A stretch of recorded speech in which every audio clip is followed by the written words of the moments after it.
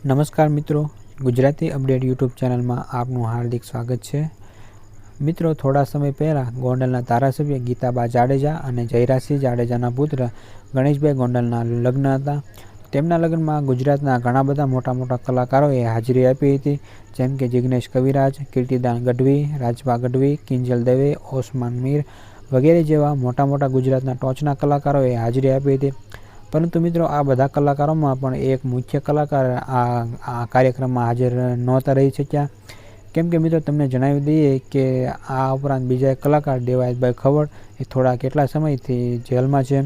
કેમ કે મિત્રો, થોડા સમય પહેલાં દેવાયતભાઈ ખવડ અને મયુરસિંહ રાણા વચ્ચે જે મારીનો વિવાદ ચાલી રહ્યો હતો, તેને લઈને દેવાયતભાઈ ખવડને સજા પડી છે, તો હાલ તેઓ જેલમાં છે।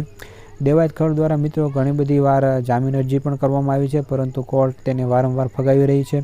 તો આ માટે મિત્રો તેમના અગાઉના જે શો બધા બુકિંગ હતા તે પણ કેન્સલ થઈ ગયા છે અને આ લગ્નમાં પણ તેમને આવવાનું હતું, પરંતુ તેઓ જેલમાં હોવાને કારણે તેઓ આવી નહોતા શક્યા।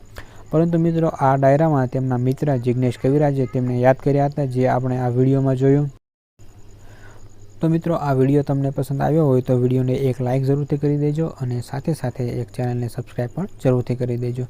તો મિત્રો, મળીએ હવે નેક્સ્ટ વિડીયોમાં।